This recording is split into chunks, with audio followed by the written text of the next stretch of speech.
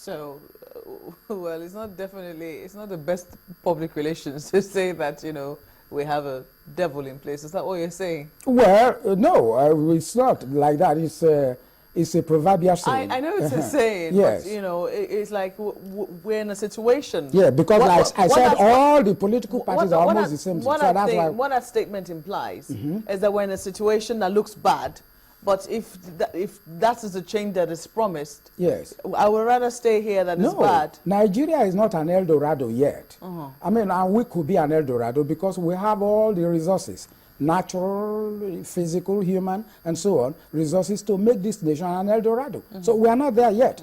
And the fact that we are not there yet shows that something must be wrong somewhere. Something continues to be wrong. And that's where we're talking of the devil. So it's not, nobody can say from the rooftop that everything is fine for now. So, but if we are to pick and choose between this and any other type of government,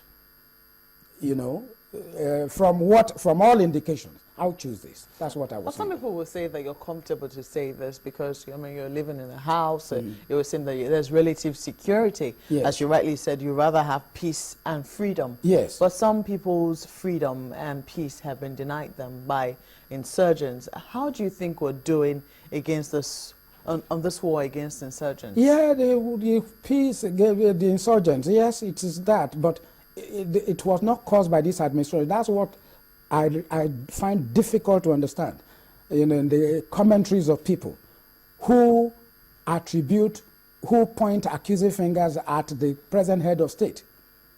Some people did say in 2011 that if this nation, if the present president of this country won this election, they will make Nigeria ungovernable. And so ever since that time, Nigeria has been made ungovernable. It is these same people who want to come to power as president of this country. Because I heard when you were talking of the choice of a deputy, a vice president that time, when Professor Yebode was here. We're talking of Professor Yebode, Professor Yemi Osinbajo, who is a wonderful person in his own right. And he was my teacher. He taught me the law of evidence and so on. And I never had a better teacher than himself. He is acutely intelligent. Now, he's the very embodiment of knowledge, the very embodiment. He talks 19 to the dozen on any subject matter, however impromptu. That fellow, he knows the law so much. So I sit down here today. If I say, yes, I know the law, I keep quiet when I'm by the side of Yemi Osinbajo. He is such a wonderful person. And he stayed honest and a crusader against corruption. So he is good at all that. But he is not a politician. He is not a politician, and he has never pretended to be one. Today, I find it difficult to understand whether, although he said during his speech, acceptance speech, that we are a great party. I don't know whether he's a member of, he was a member of APC before he was nominated. Because those people who were there, who were targeted for this job, Shiomole, Rotimi Amechi, Tinubu himself, one other person, were the people. They never thought of Professor Yemi Osinbajo. But because of the politics of this thing, this country, religion and politics, Fashola rather. So Fashola would have been the right person to choose. And I was just saying that I didn't know. Mr. Akiri, I have to say that you were not watching Channels television, because I can tell you that when vice presidential candidates were being put forward, yes, Channels television had it on very good authority that Yemi Osinbajo was one of the candidates. In fact, I think it was the first one we mentioned in our own bulletin when the APC was looking for a vice presidential, yes, candidate. Yes. But, away from that, the question, yes, is about security. Mm-hmm. How would you say, you do not have to cause something. As a leader, yes, your job is to take care of it. You cannot say, I did not cause it, so I cannot handle it. How would you say we're handling it? No, the present president has never said, I didn't cause it, so I'm not handling it. Mm-hmm. He's handling it in his own way. He's taking it in his own stride, because when confronted with similar problems in 2000, Obasanjo had adopted the scorched earth policy and finished everybody at OD. Now, when he was confronted with a similar problem in 2001 at Zaki Biam, he adopted the scorched earth policy and finished everybody in that place. Is that, and the present president, President Jonathan, has refused to do that.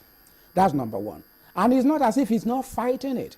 Nigeria is not the only country that is beleaguered by terrorism. Mr. Akiri, I think it's very important that we separate what, you know, the criminality of a few people and what terrorism is about. Don't you think so? Because I do know that we spoke with, God rest his soul, late the National Security Advisor, Azazi, and he did say that this is totally new for us. We were caught unawares, and it is totally different. Yes. The question is, from the time that, you know, General Azazi said what he said and where we are currently, do you think that we've made progress in curbing insurgency? Well, today, at least, with the military is said to be having the upper hand.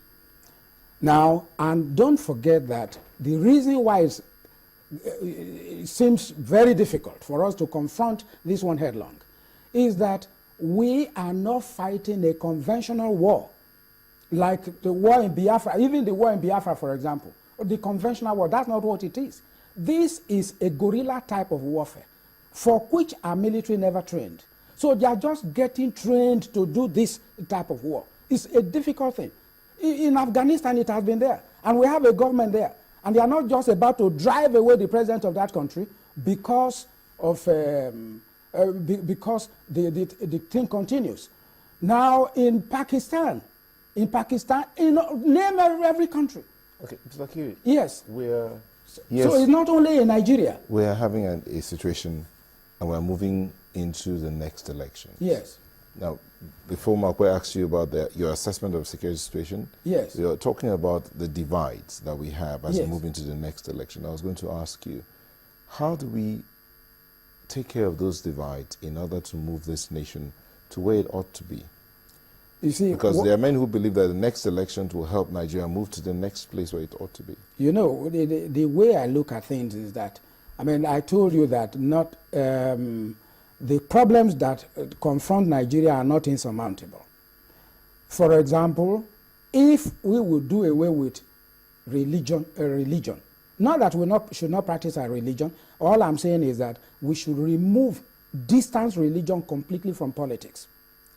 America saw this one long ago, so that the very first amendment to the American Constitution, 1789, I mean, that Constitution was amended in 1791 for the first time. That very first amendment distanced religion from politics. And that's what we should do if we could do that here in Nigeria. But is that not stated in our Constitution? No, well, you see, this Constitution is an amalgam of rank inconsistencies. For example, Section 10 there is telling you no state or federal or central government should have anything to do with religion. Fine. But then when I say it is an amalgam of rank inconsistencies, if you go to Section 275, it tells you any state that likes it may establish its own Sharia court. And then so today we have Sharia courts and Sharia courts of court of appeal, and so on. So how can you marry those two, inconsistencies? Section 10 says no state, no federal government should espouse religion. But the other sections tell you, oh, you can establish Sharia courts, so that we now have Sharia states in the north, which subvert the provisions of the Constitution in that Section 10. So if we can remove anything religion from our Constitution, and we can choose the very best candidate for a particular position, and then again we don't say, okay, this is a Muslim ticket, or this is a Christian ticket. As long as those two people are wonderful, and those people can turn around the fortunes of this country, then we will make. That's why I say the problems are not insurmountable. But how ready are we to do what I've just said? Because that's the crux of the problem. How do you see the battlefield in 2015? I hate to use the that word. The battlefield in 2015, if I may just answer that question before you finish it, is going to be somewhat terrible. Now, it's going to be a battle royale, as far as the way I look at it. Now, if the present president wins, those people who said the blood of baboons and dogs will flow, they will rise up in insurrection again. And if the present opposition should win, the present administration may not take kindly to it. There will be disturbances almost everywhere in the country. So that's why I think it's going to be a battle royale. Do you think that we're caught between the devil and the devil? We are between Scylla and Charybdis. You see, we cannot. If this one wins, there's going to be a problem. If that one wins, there's going to be a problem. So that when America predicted about 15 years ago that Nigeria was going to collapse in 2015, they knew what they were talking about. So we should all be prayerful that that the worst is not going to happen in 2015. And the only thing I do is to appeal to, in particular, to INEC, Independent National Electoral Commission, to play its role very well. Let the elections be not only be free, fair, and credible, but must be seen to be free, fair, and credible. Should it be only INEC that should be told to play its role? What about the electorate? Thinking Nigeria instead of ethnicity, instead of religion, but thinking the country.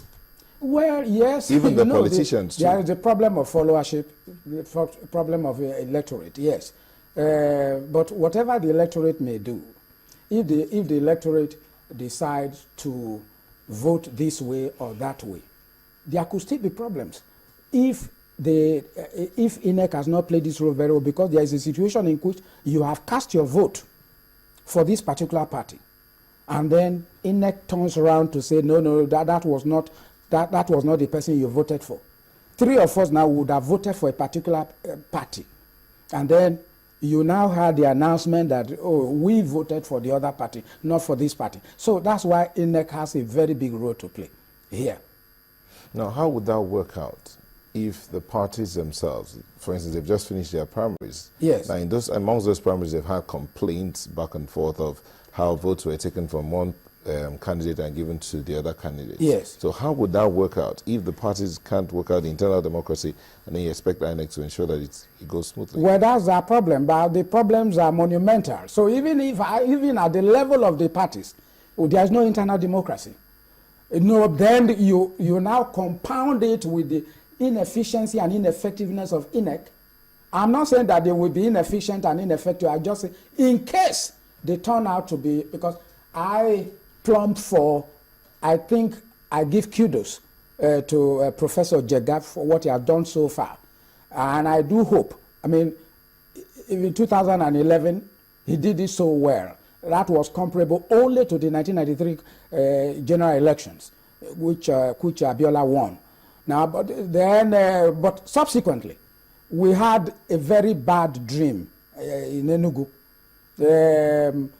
Ekiti was not too great, and then we had in Osun too. So if we can improve, you meant Anambra. I think you meant Anambra. Anambra, that's what I meant. Yes, I'm sorry. Anambra State, we had a very bad dream there. Ekiti was slightly better. Osun State was also much better. So if we can improve on our performances in Ekiti and Osun, then we might be home and dry. But let the elections at least first be seen to be free and fair, like the 2011, like the 1993 elections. Thereafter, anybody who wants to kick up a shindy, anybody who wants to make trouble, after we have seen that these elections are free and fair, might be on his own. All right, thank you very much, Mr. Chris Akiri. That is my pleasure. Chairman, Editorial Board, National Daily, and also a legal practitioner. Thank you for coming. That is my pleasure. Sunrise Daily will be back shortly for us to look at something else. Do stay with us.